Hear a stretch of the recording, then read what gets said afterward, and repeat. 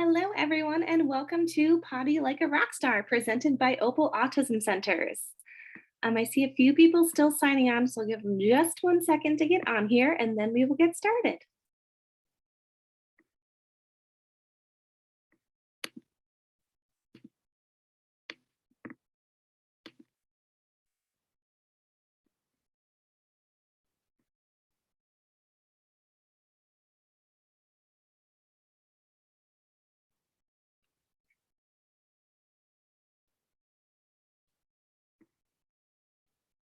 All right, well, welcome. My name is Kerby DeJesus, and I am a board certified behavior analyst, or BCBA.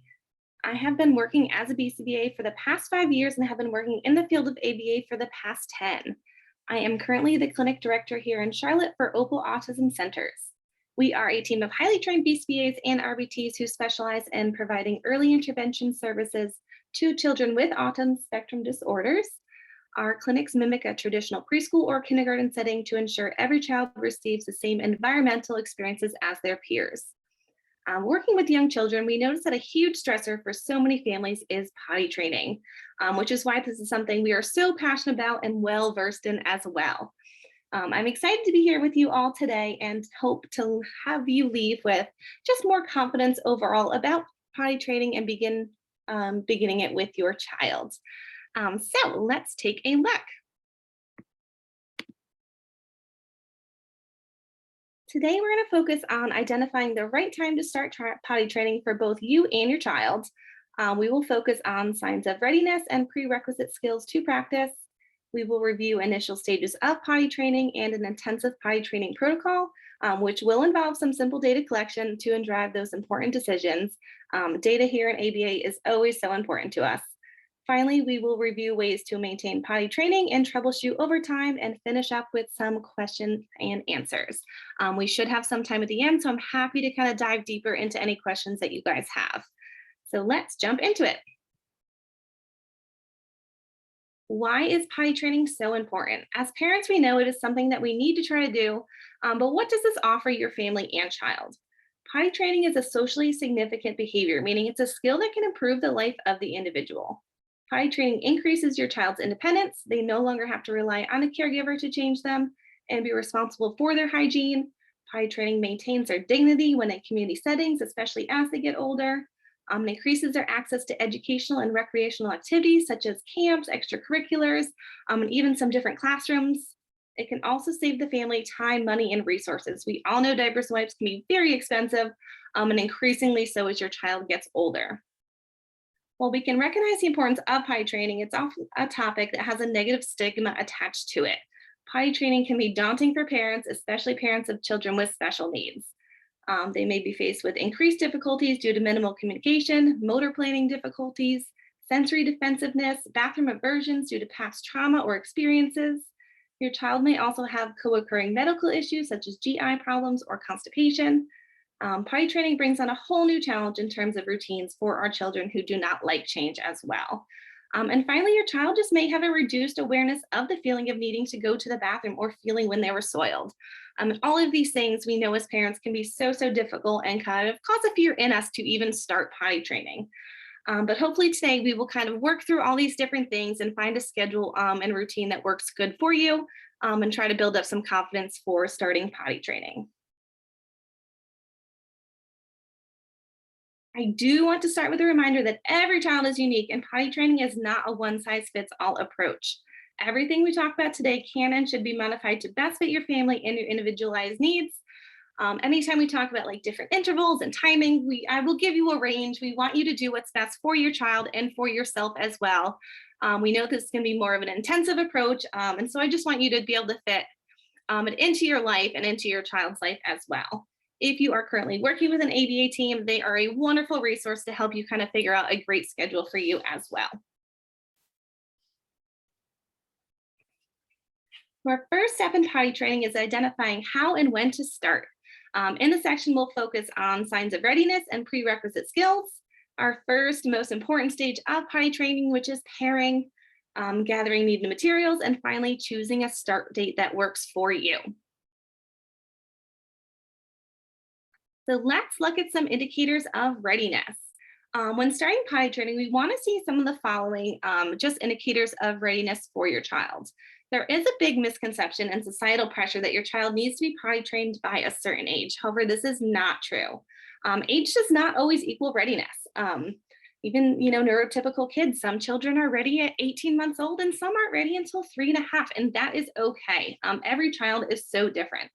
And your child may have, different needs that may cause them to be potty trained later on, and that is okay also. Before potty training, we want to start to be aware if your child is staying dry for longer periods of time. Do you notice that their diaper is always slightly damp, or does it go from dry to sopping wet in a short time frame? This indicates that they are fully releasing their bladder all at one time, kind of like we do when we go to the bathroom. So just starting to take a look and kind of looking at that diaper, and we will collect some baseline data to identify how often your child is going to the bathroom. Is your child starting to tell you when their diaper is wet or soiled? Are they trying to take their diaper off? We start to notice some kids will put their hands in there a little more. They're trying to undo the straps, trying to pull it off, or they may tell you pee pee, poo poo, anything like that to identify that they knew when they went to the bathroom. They may start to hide when they're having a bowel movement. We have a lot of kids who will start to, go under the table or behind the curtain. They have their certain spots that they like to go to when they're having a bowel movement. And this is a great indication that they have, just the awareness that they are going during that time. Are they starting to use more potty related words, or are they showing more interest in the bathroom? You may notice that they start go in there more often. They might be bringing their toys in.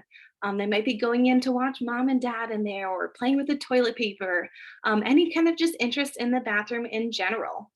They may start asking you more questions about potty related things. And these are all really great indicators that your child is getting ready for potty training. They certainly do not need to have all of these signs before starting, but it can help to have a few, and you can definitely shape the others during the potty training process. So if you're looking at these and saying, oh my goodness, my child does not have this yet, that is okay. We can certainly still work on this. But if they're not able to do most of this, we might want to hold off for a little longer, and that is okay too. Every child will come at their own time. So here are some different routines and skills that you can practice with your child when preparing for potty training. Starting with the skills they'll need to independently use the bathroom, such as pulling up their pants and pulling them down, working on like different fasteners, button snap zippers when age appropriate, and imitating new actions in general. Children are always learning new skills by watching and doing. Practicing this across any different life skill or just different fun activities in general is a great way to prepare. You can start building potty training associations, such as changing their diaper in the bathroom, or even washing hands after diaper changes, before meals, after playing outside. It's great to just get them used to being in there and following those different bathroom routines. Finally, it's very important to identify and start teaching a mode of functional communication. For your child to be successful at potty training, they need to be able to let you know when they need to go to the bathroom. This can be done using, verbal language. It can be done using sign language, PECs, a button to request, different gestures, whatever mode is the best for you and for your child. If you're working with ABA speech, anyone, they can really help you do this as well and kind of identify what is the best mode for your child. There are so many different devices now. There's so many different ways for kids to communicate. It's really great to capitalize what's going to be most effective for them. Whenever we do start teaching kind of that functional communication, we want to keep the request as simple as possible. Having your child just say potty or bathroom. They may be, if they're, really verbal, they might still say like, I need potty, I want bathroom. Using a simple sign, one picture. We can even have a picture right outside the bathroom for them to pull. We just want to keep it as simple as possible so that's just low effort to request to use the bathroom. If it's really hard for them to request, they're probably less likely to request, and therefore you're not going to see as much progress there. So again, just keeping that request super simple for them. We want to make it easy. We will prompt it a lot at first so that they can learn by watching us do it as well. Whenever you bring them into the bathroom for a diaper change, it's a great time to start practice using that functional communication.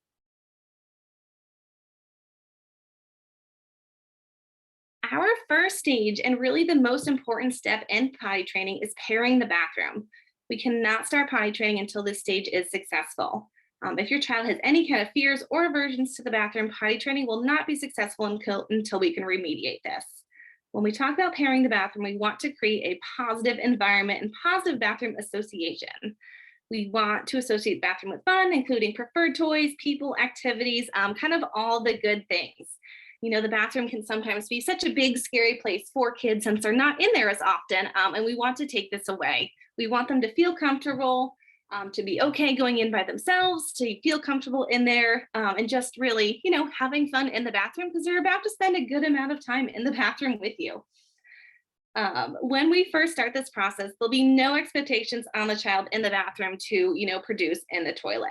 You'll just bring them in, engage them in fun activities. You could do bubbles, books, puzzles, anything your child really likes. We really just want them to get used to being in the bathroom and then starting to learn how to sit on the toilet. Our end goal for sitting on the toilet will be sitting for up to 5 minutes. We want to start small with this. If your child does not love being in the bathroom or sitting on the toilet, that's okay. Let's have them, sit on the floor close to the toilet first, engage in activity. And then we can have them sit on the toilet with the top down with their pants on. That's fine. We want to build up that skill of just tolerating sitting in the bathroom for this first stage. There'll be no expectation to produce on the toilet at all. We can certainly, build up the time that we're sitting. Timers are a great way to do this. You may start with even just 5 seconds having them sit on the toilet, and that is a wonderful start point. But we do want to eventually build it up until your child can sit for 5 minutes. While they're sitting, they can, of course, do fun activities with you. You can sing songs, blow bubbles, read books together, do fun social activities, and give them all the fun social praise. You never want to force your child to sit on the potty. When trying to increase the duration of sitting, you can definitely give verbal reminders, say, okay, let's sit for, this amount of time, or let's do a few more minutes until, if they start to get frustrated, of course, let them get right off. That is fine. There's a great app called Countdown that is a visual timer that I really like to use. You can pick a picture in the background, something that your child likes. It goes from green to red and then has a fun little explosion afterwards when the timer is all done. Which is a great app to use just for kids who, may get a little impatient sitting there. And when pairing, you can also let your child come into the bathroom with you or a sibling, when appropriate, of course, to model that the bathroom is a regular and positive space for them. This part is just so important to get your kids comfortable in them and just work on that prerequisite skill of just sitting on the toilet. If we jump right into potty training before your child can even sit on the toilet for a few minutes, we won't be as successful because we won't be able to catch that pee or bowel movement on the toilet until they can sit for longer. And we can do this outside the bathroom too as well if you want to start, working on sitting at a table for a few minutes or sitting and engaging in activity for a little longer. Those are all great skills to practice as well.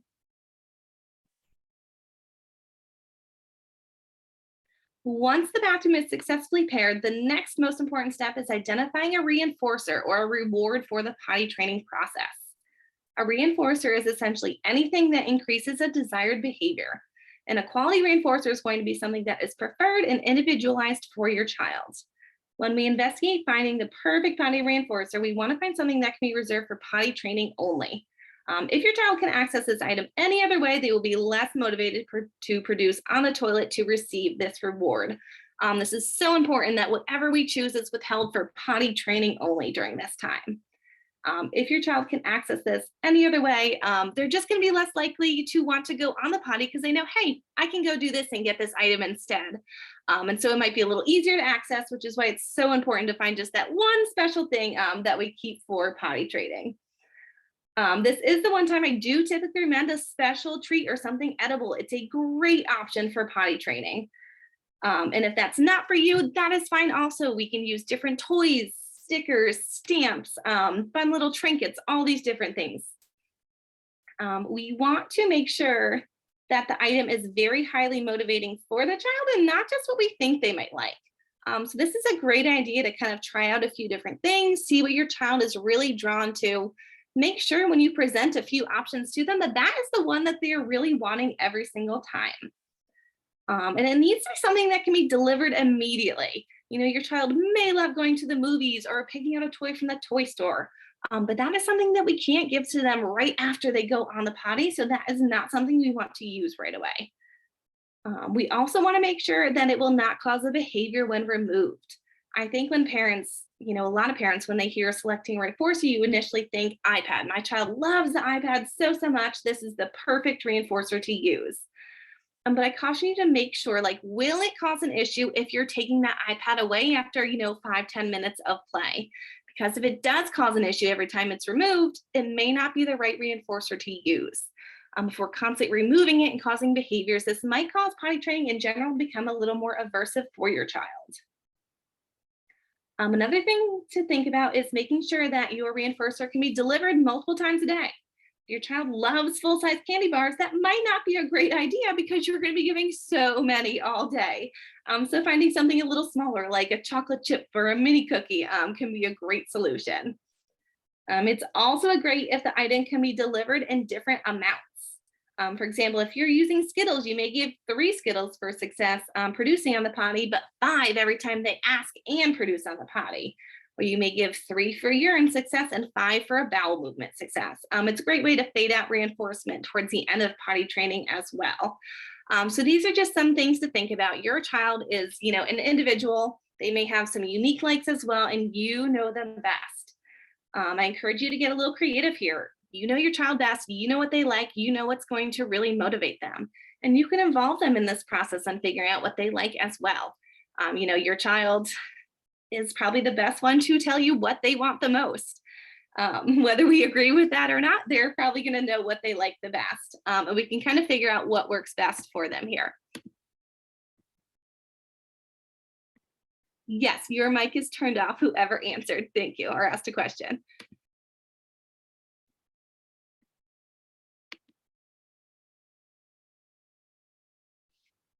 All right, so now that we have the basics covered, it is time to take some baseline data to determine your intensive potty training intervals.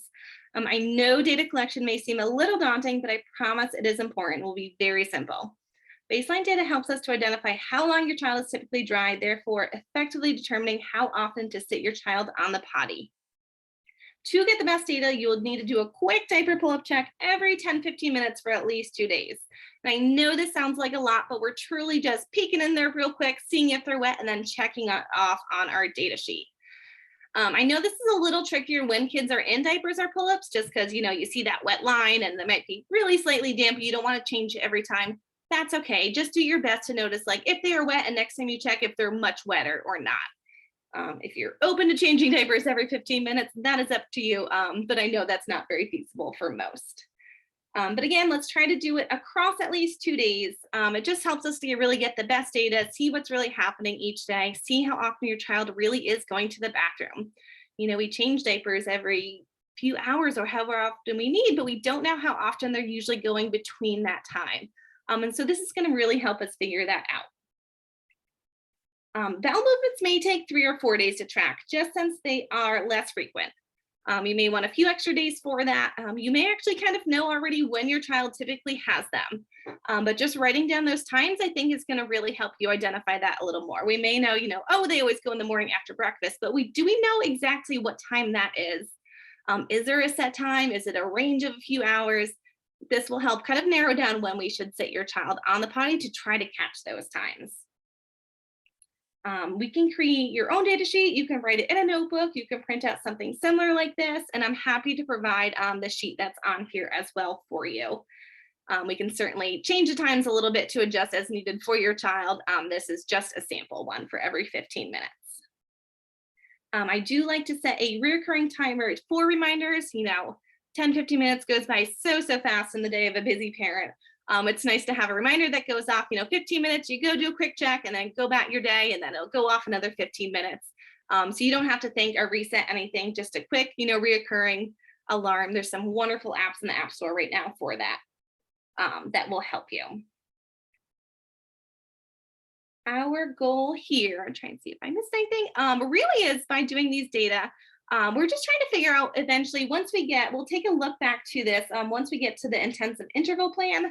But really, we're going to use this to try to identify those intervals so we can sit our child before they have that accident. And this is why this baseline data is so important. So we will get right back to this in just a little bit.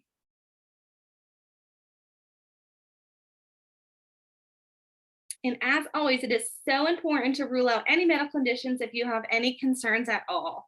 any kind of like withholding behaviors, constipation, frequent urination, please reach out to your providers for a consult or any appropriate referrals if necessary as well. We never want to start potty training and using these kind of skills unless we have ruled out any medical conditions that you are concerned about. So even before you start, you can always reach out to your pediatrician and say, hey, I'm thinking about doing this. Do I have a good to go? If you have any specific concerns, definitely ask them as well. It's best to always address anything medical before using this.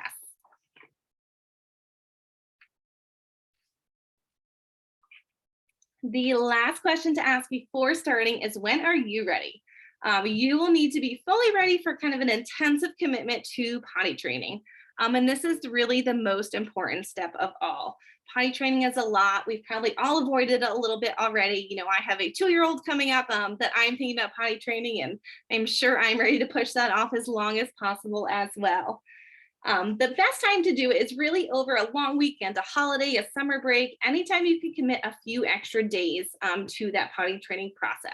It will be a longer one, but it will get done, I promise. You will want to make sure everyone in your child's daily life is on board with the potty training, any other caregivers, teachers, therapists, anyone your child interacts with, you know, on a daily basis. If they are not on track, like let's say a teacher in school, we may need to find a different time that won't involve the teachers quite as much. But I would hope most people are really, you know, apt to doing this with us. We will also want to make sure that there are no major life changes about to happen for your child. Any kind of major life change is very commonly associated with regressions and potty training. So this would just not be the most effective time to start. No new schools, new classrooms. Is there a new baby on the way? Did your child just get sick or start a new medication? Is mom or dad going on a long work trip, or grandma and grandpa coming into town for a few weeks? These are all just like different variables that may cause it to be a little more difficult for your child because there's so many new things occurring for them during that time. We really want to do it kind of, you know, in the boring time of life when your child is, you know, in their own routine. Everyone is home that they're used to, and just nothing big is changing for them right then.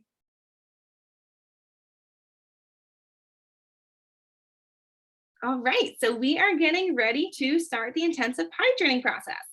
In this stage, we'll focus on choosing the appropriate potty seat and undergarments, creating a potty training schedule, reinforcing potty success, and finally, and responding to accidents, and then finally thinning schedule and reinforcement.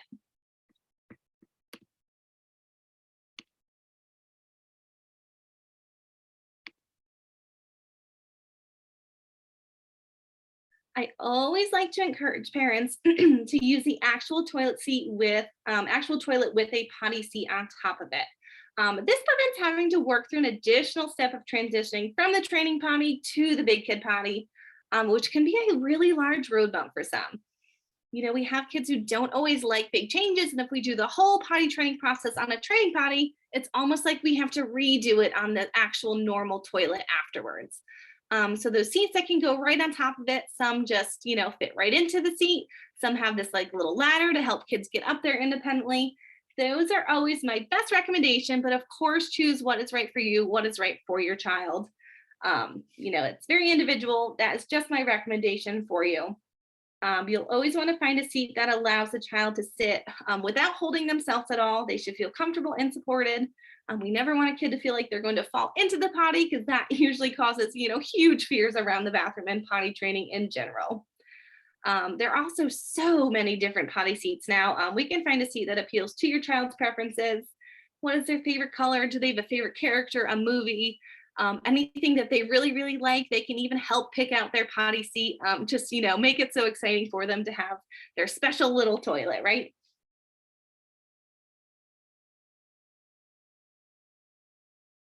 And it will be time when we are ready to start potty training to say goodbye to the pull-ups or the diapers. Once we are ready to start, pull-ups and diapers need to go, and they need to go for good. You can still use them during naps or nighttime since that happens after daytime potty training. But you will want to completely get rid of any kind of pull-up or diaper during those daytime hours. You can put your child in normal underwear. You can use training underwear. Some parents prefer to just go naked throughout the day. That is up to you and what you are kind of most comfortable with during the time. If you are out in the community, you can always use, a pull up over the underwear method that helps reduce mess, but we'll talk about that a little later on as well. The goal of switching out of pull-ups is really to prevent confusion to the child. Pull-ups signal to the child that it's okay to use the bathroom in their pants, and they're not able to discriminate when this is okay and when it's not okay once potty training starts. So if you are potty training, then all of a sudden, you get a little frustrated, you put them back in pull-ups and they're going back in their diaper. They just don't know when that is okay and when it's not okay. It gets confusing for the child, and they're probably waiting to get back in that pull-up since that is a bit of their safety blanket. As adults, we have such a long history of practicing producing on the toilet, it seems unnatural to us to not do that. And why do kids not understand that they need to go in the potty now? But it's because they haven't practiced that behavior yet. Their entire life, they've practiced going in their diaper or pull up. And so it's going to involve, a bit of a switch for them in their thinking to learn that this is now something I do on the toilet. And again, so many different kinds of underwear now. Have your child help pick them out. What colors do they like? What characters are they so excited about their Mickey Mouse or Paw Patrol or any other character underwear? A lot of kids get excited about big kid underwear, and it's something, you can talk to them about as well and kind of get them excited and hyped up for, in hopes that that will really, help them through the process as well. It can be a really big change. Some kids may be really apt to wanting their pull-up still, so they may go run into their closet and pull out a pull-up when they need to pee. If that is happening, you may just have to hide them a bit. Let's put them somewhere else. Let's not even have them see them. If they're really, really wanting them, you may just have to kind of get rid of them in the house, put them somewhere they can't see unless it's nap time and they still need one then.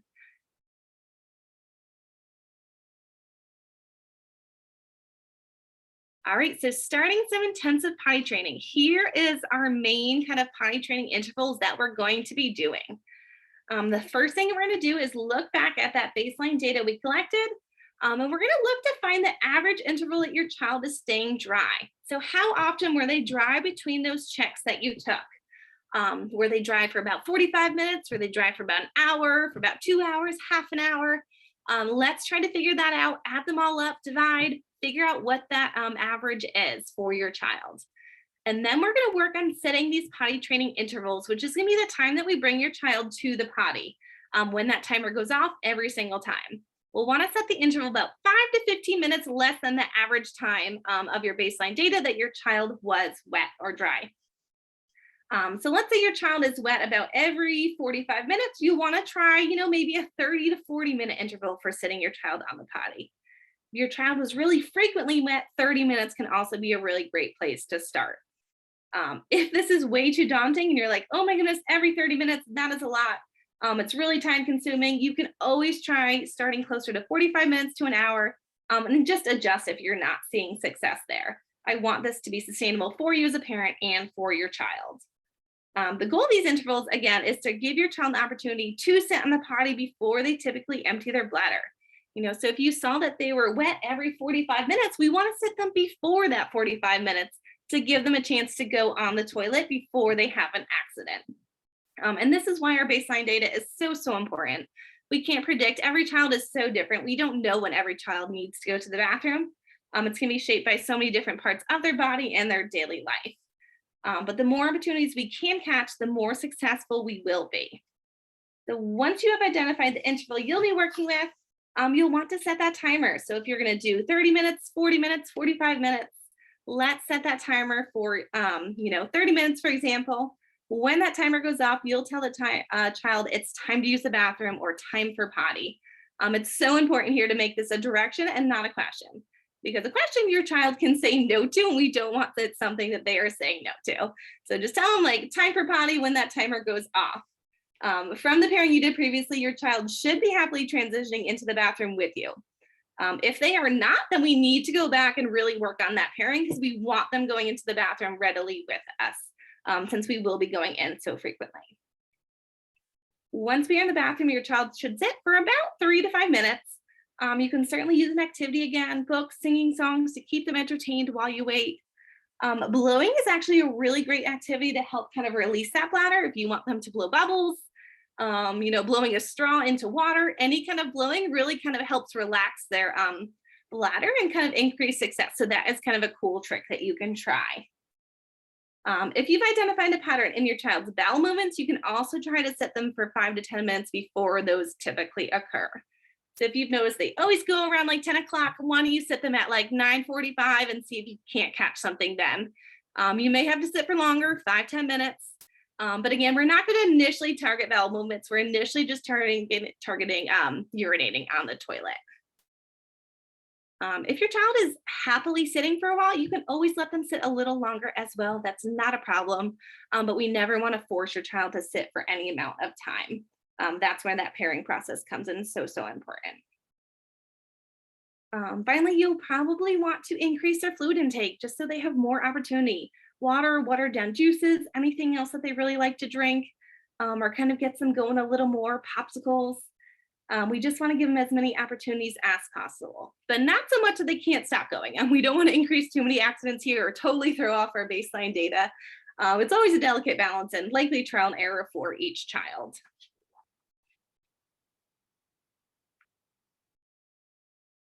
Potty success, yay.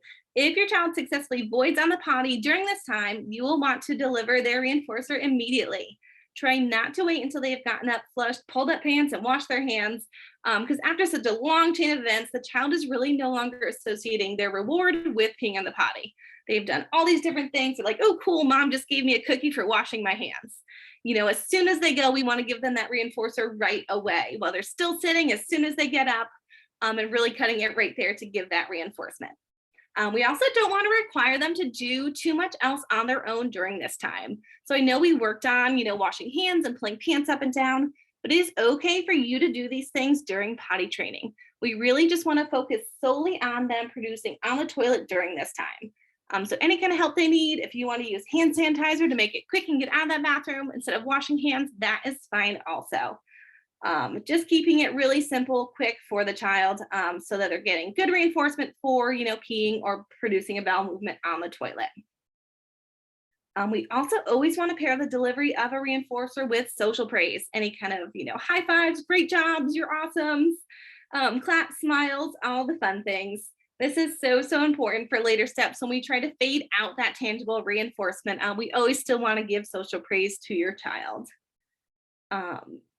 Essentially, we want to have a party. We want to be, excited for your child. We'll give them all the fun things. This is such a huge milestone for you and your child. It's very exciting, but I do caution you not to scare your child with your excited reactions. Sometimes as parents, we get so excited and kind of let out a squeal and your child immediately kind of goes into their shell. Your child best. If they like kind of big excited reactions or quiet or smaller ones. So just kind of meet your child where they're at for that. Once they had success on the potty and they are off and good to go, you will just reset that timer for another interval, that same chosen interval number that you are starting with from your data. So again, for example, we'll start, another 30 minutes and repeat the same process.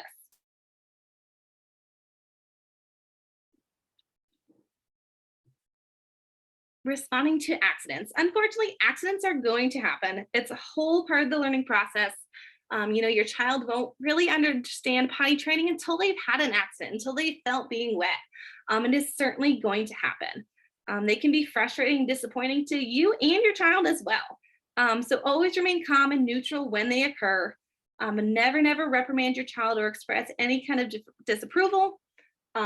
We have to remember too that any kind of negative attention is still attention. And we want to avoid giving attention for accidents. We just want to provide all this wonderful attention for the success on the potty. And it certainly can be frustrating, if your child has an accident right on the carpet or on the couch or something new in the house. Just please remain calm during that time. Just use a neutral sentence if you have to say anything to them. It's usually best not to say anything at all to your child and just go ahead and clean them up. But you can use a neutral sentence like, you had an accident, time to clean up.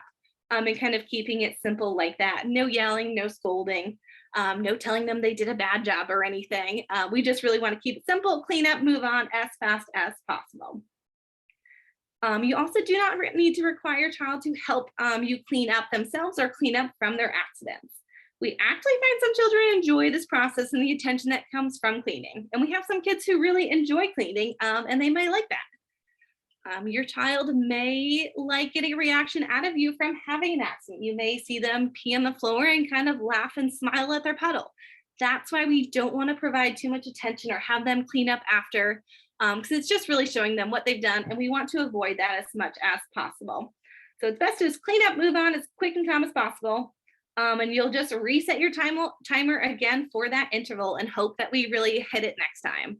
If you notice that your child's having accidents only a few minutes before the timer goes off each time, this is a great opportunity to adjust your schedule a bit, and try bringing them a little more frequently, because this just indicates that your intervals might be a little too long for them. If you have your interval set at 45 minutes and they're constantly going to the bathroom about 5 minutes before that goes off, let's move that interval back a little bit and see if we can't catch some of these accidents. They just might not have made that association yet.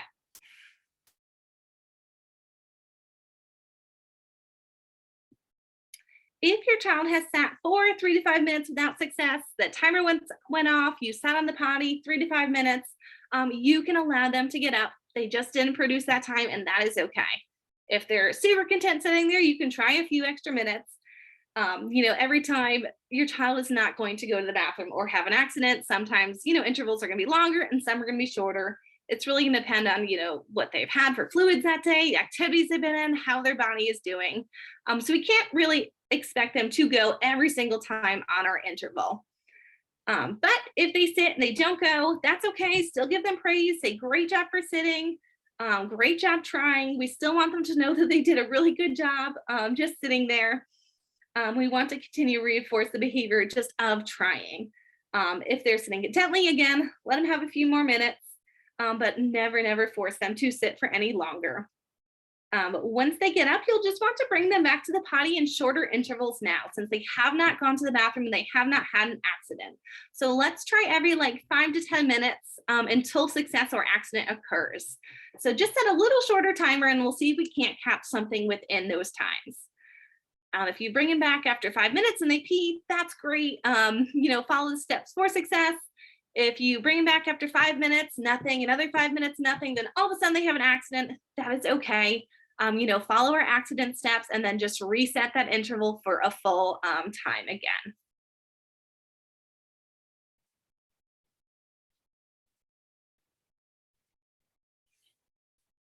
So what to do between potty intervals? When waiting to go back into the bathroom, I know you're in there a lot through the day. We're hoping we're not spending all day in there, but I know it can still feel like a lot. We want to keep demands low for your child. We want them to remain happy, engaged. Potty training is already something that's difficult for them, so we really don't want to be teaching them new hard skills outside of potty training as well. This will just kind of overwhelm and frustrate them. They can engage in their preferred games, activities, really resume normal activities at home life. One thing to be careful of, however, is avoiding activities that will be very difficult for your child to transition away from. If your child is watching a TV show or playing on the iPad and they typically engage in behaviors when this is removed, it may be best to avoid this during these times. If you cannot avoid any iPad time, it's their favorite thing to do. It allows you to get some stuff done around the house. It allows you to cook a dinner. Absolutely still use it. That is fine. The best thing to do then is just try to transition them off the iPad a few minutes before the potty interval. Give them a warning that it's ending, take the iPad away, get them in, doing a different activity real quick, some art, a book, peekaboo around the counter, and then bring them to the potty. I say this just so we're not constantly ending the iPad or a show or another fun activity to bring them to the potty, because then they might start saying oh, every time I go to the potty, my iPad gets taken away, and it starts to build a negative association here. So just a quick ending, a new activity, and then bringing them kind of helps interrupt this. We also want to stay as close to the potty as possible, since our intervals are pretty frequent at first. If you're not able to stay home because life takes you away sometime, that's okay. Just bring a potty or a potty seat with you, and try to stay on track as much as possible. And finally, as always, present potty time as a direction and not a question, since it's not up to your child to decide to go or not. And we try to remain positive and patient throughout the process. Potty training is a process. It will ebb and flow a bit, but you will get there.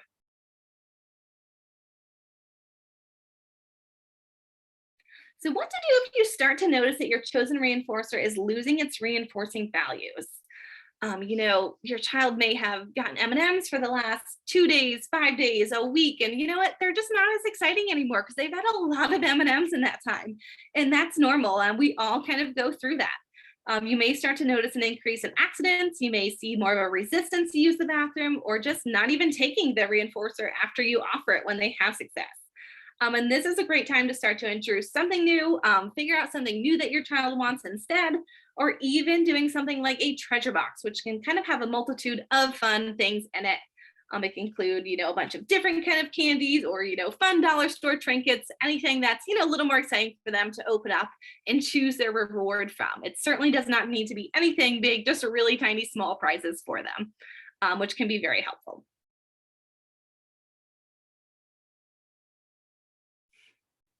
All right, so we've been doing some potty training for a while. The biggest question really is when to start increasing these intervals. You can begin to increase intervals after your child has successfully had no accidents for 2 days on their current schedule. So let's say you've had 2 days, you're bringing your child to the bathroom every 30 minutes and they're not having any accidents. This is a great time to now increase their interval. You can typically increase by about 15 minutes. So if you started at 30-minute intervals, let's jump up to maybe 45-minute intervals. But if you notice this is too big of a jump, you're seeing accidents now, you can always scoot it back a little bit and try, 35 or 40 minutes instead of that full 15-minute increment. Again, this is why every child is different, and we really want to just adjust for what is best for that child. As we start to increase these intervals, it's going to allow your child more opportunities to feel the need to use the bathroom and start initiating. If your child initiates, they can always have access to the bathroom. We never want to say, oh, you have 5 more minutes before your interval. Of course, let them go whenever they ask. And we always want to reinforce them for asking as well. Let's give them extra praise for that, maybe a little more of their reinforcer if possible. If you start to see cues that they need to go, like let's say we have a few more minutes before a timer, but they are pacing around the house or holding themselves, we can always cue them to go a little earlier. That's fine. Just to prevent those accidents for them. And again, we can adjust our intervals if we see that happening often. And as your child continues to have success for those 2 days in a row at any interval, we can always increase after that. So if you have 2 days success at 45 minutes, then let's move that, up to an hour afterwards, and continue from there.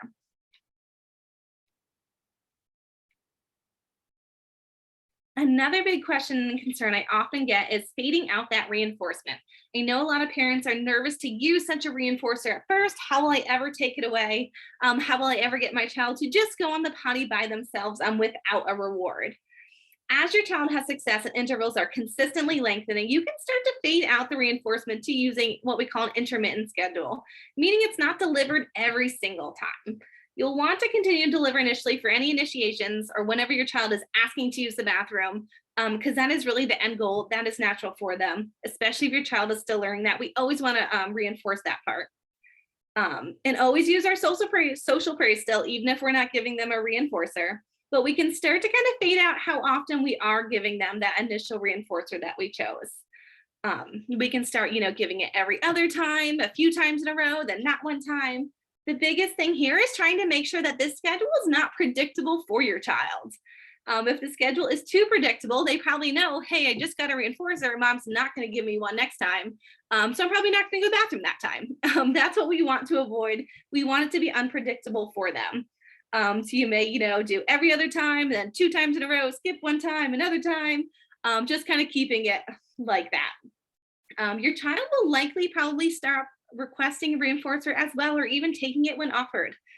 After they start doing this for so long and we start to fade it out a little bit, it stops becoming such an important part of the process, and potty training just starts to become a little more natural part of their day.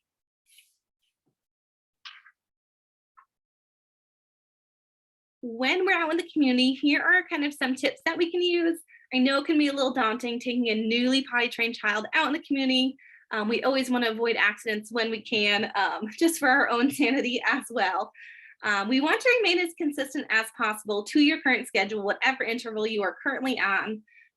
If your drive there or any activities are probably going to interrupt that interval, try to go to the potty right before you leave and then right when you arrive at your destination. You can also try that pull up over underwear trick. So put some underwear on, pull up over it. And allow your child to feel the sensation of being wet and having an accident, but it contains the mess that might occur, especially in your car seat or like in a restaurant seat in the cart in the shopping center. So it kind of helps with that mess and helps you probably not having too much to clean up during that time. If you are fine with the cleanup, don't worry about a pull up. That is fine as well. Just an option for if you're a little nervous about it. Always bring a potty seat or have a potty with you as well. I know a lot of parents will put, a little mini training potty in the back seat of their car to use. And they even have foldable potty seats that go right on the big potty that you can slip right in your diaper bag. It's something great to have. Community bathrooms can definitely be difficult for children. They're louder. They might be a little dirtier. They have a lot of different sounds. We want to make it feel, as home as possible with a seat.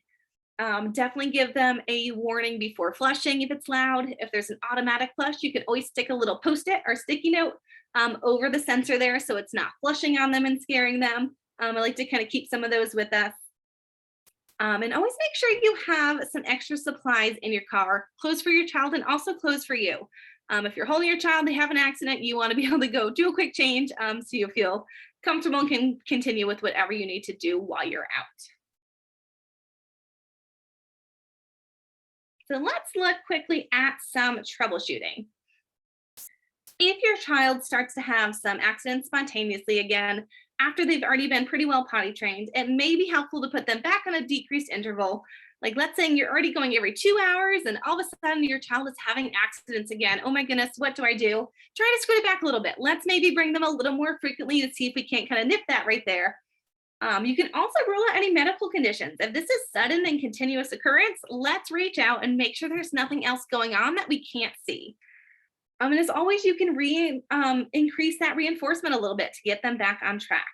If all of a sudden they're not going to the bathroom or they're having all these accidents, let's see if we can't get them just some reinforcement to kind of increase their want to go on the potty again. Potty training again will always ebb and flow a bit, and you just need to adjust as needed. Every child is different. They're going to go through different stages in life, and it's just going to change constantly, unfortunately. If your child is still not initiating, you may want to find a new reinforcer to give for only when they initiate. Let's say we can find something really cool for only when they ask to go to the bathroom. A special treat for, when they're starting to ask, since that's really what we want to build up through this process. We can also look at doing like a preference assessment. We do these a lot in ABA where we're assessing what the child likes the best, maybe watching them in the environment, allowing them to pick something at the store, giving them a choice of 2 and seeing what they pick most often. These are all great ways to kind of assess what your child really wants. And finally, we may need to really increase their functional communication training. This is going to be, the words that they use, whether they're using an AEC device, text, sign, or vocal language, they need to be able to use that functional communication. If you're working with ABA or speech, this is a great question to ask how they can kind of help during this process.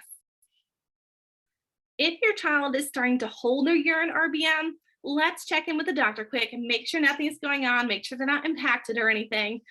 Increase that reinforcement and pairing in the bathroom. And if it's really becoming an issue, we can always pause potty training for a little bit if needed. We don't want to cause any medical concerns during this. We can always stop potty training and come back when necessary. We also want to start promoting some independence. If you're taking your child to the bathroom every 2 hours, that's great, but you probably don't want to still have to do that when they can start to go by themselves a little bit. So you can start trying to slowly fade yourself out of the bathroom. So whether, you start usually go in and sit right by them on the floor and talking the whole time, maybe you start standing up and then maybe you start standing closer to the sink. And then maybe standing in the doorway or right outside the doorway until eventually, you're outside the door in the other room while your child goes. That will be ideal. Of course, just do this slowly as your child adjusts over time. Let them know you're right there if you need them. Of course, go in if they need anything for you. Just work on promoting that independence for them. Our final concern here is bowel movement refusals. Bowel movements can always be a little more difficult than urine, unfortunately. One thing I think we talked a little bit about, but is using some differential reinforcement. Just so using a greater quantity or quality of a reinforcer. Again, so if you give, 3 little M&Ms for pee, you may give 5 for a bowel movement. Or you may get a mini cookie for urine, but maybe you'll try, 10 minutes of iPad if they have a bowel movement on the toilet. We want to kind of give them a bigger special reward for bowel movements to try to increase these more often. If your child is really not wanting to go on the toilet, we can also work on kind of fading out their pull-ups more slowly for them. We first may work on just having them, normally in their pull-up, but going in their pull-up while standing in the bathroom to create that association that when I have a bowel movement, I do it in the bathroom. Or then we can work on, having that pull-up on sitting on the toilet seat closed. So they learn that like when I have a bowel movement, I do it on the toilet, but it's not scary yet because I'm still doing it in my pull-up just like normal.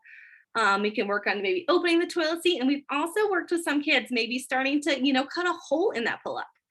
So they still have that safety blanket that their pull-up is on them. But when they produce, it's going to fall out and go into the toilet. And eventually we want them, doing it no pull-up on the toilet. It's also helpful here to really identify what is maybe scaring your child about this.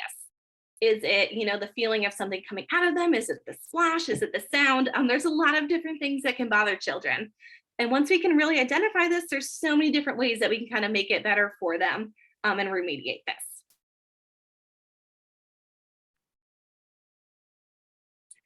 Here are some supports that we can use. Visual supports are a great tool. Any kind of visuals like this or kind of showing each step you can show them with. There's just different, chains that we can print out. There's so many resources online now, and your team can find you things as well.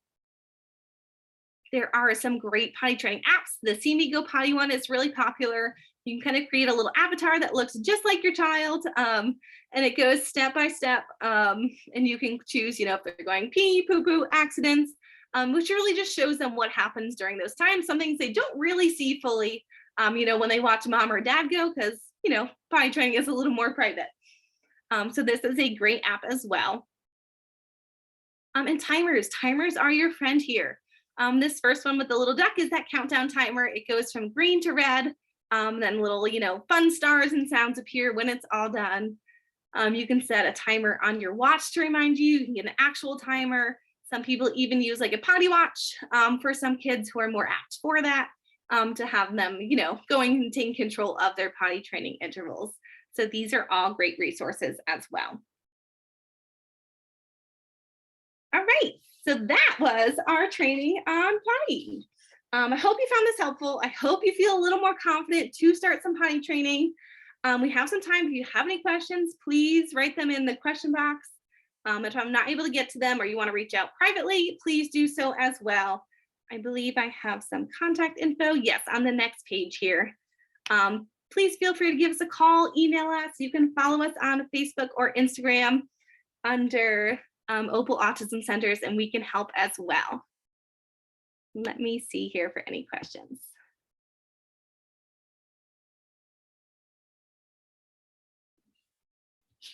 So a 4-year-old with lots of sensory issues seems afraid of pooping in the potty. He's in kindergarten, so it's important. Absolutely. Have you worked with like an OT, PT? Have you identified maybe why he is scared of the potty? I mean, there's so many different things in there. I think really maybe fading out the pull-up could be a great resource at that time. We do have a lot of kids who are a little more scared of it. Try a few different things. Is it the falling? Is it the sound? Maybe try some music in the background so he's not hearing it. Don't turn the fans on. There's so many different things for those kids with sensory issues. Bathrooms are loud and confusing. So there's a few different things you can definitely try there.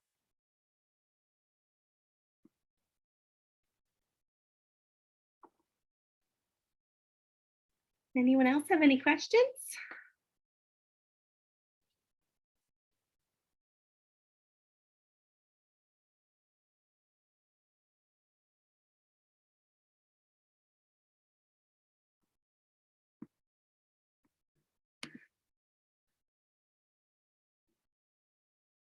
All right, well, thank you for coming. I'll stay on for a few minutes. If anyone has anything that they want to ask, please do. Just let me know anything that you need, but I'm excited that I was able to be here with you today. Oh, wonderful.